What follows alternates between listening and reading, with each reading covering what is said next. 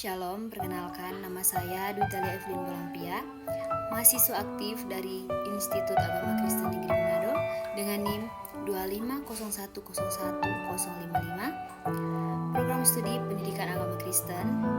Pada kesempatan ini saya akan menyampaikan materi tentang gereja di Asia modern, yaitu perkembangan gereja di benua Asia sejak tahun 1500 hingga sekarang. Masa ini ditandai dengan masuknya bangsa-bangsa Eropa ke Asia, berkembangnya misi Kristen, lahirnya gereja lokal, serta berbagai tantangan yang dihadapi gereja di era modern. Kita masuk pada pembahasan yang pertama, yaitu latar belakang gereja di Asia modern.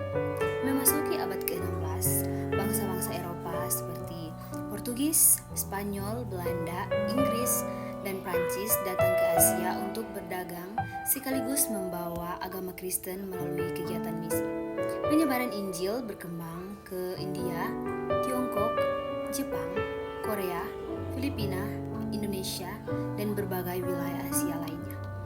Meskipun menghadapi banyak tantangan, gereja terus bertumbuh dan mulai membentuk identitasnya di setiap negara. Pembahasan yang kedua yaitu pengembangan misi di Asia. Perkembangan gereja tidak terlepas dari peran para misionaris seperti Franciscus Xavierus yang memberitakan Injil di India, Jepang, dan Kepulauan Maluku.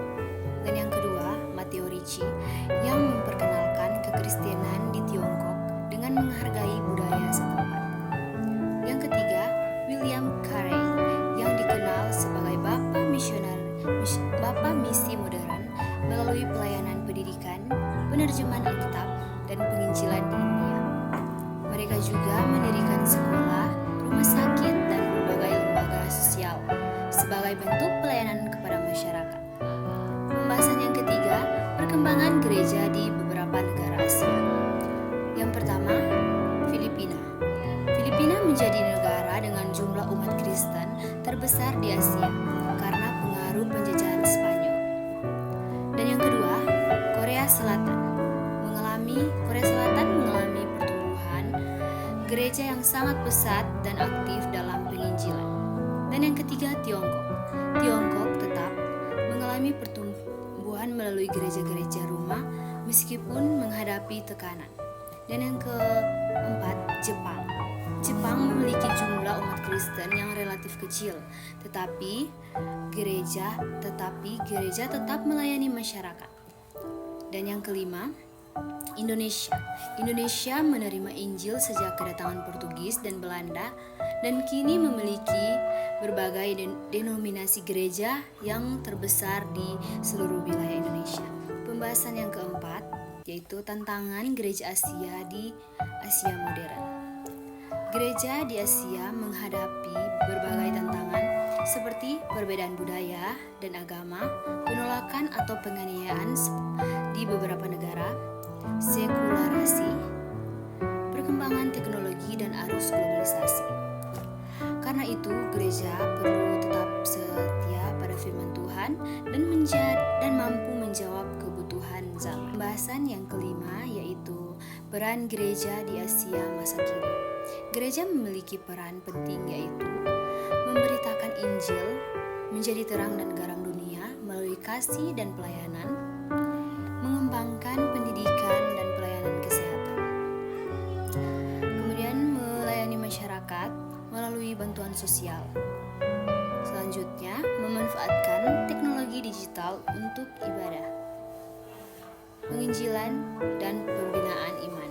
Pembahasan yang keenam yaitu peluang gereja di masa depan. Di tengah tantangan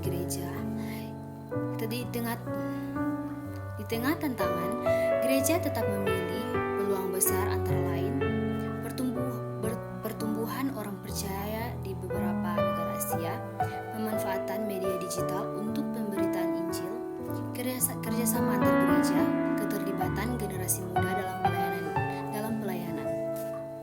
Kesimpulan dari materi ini, gereja di Asia modern telah mengalami perkembangan yang panjang sejak abad ke-16 hingga sekarang. Dari pelayanan para misionaris, gereja bertumbuh menjadi gereja lokal yang mandiri. Meskipun menghadapi berbagai tantangan, gereja tetap dipanggil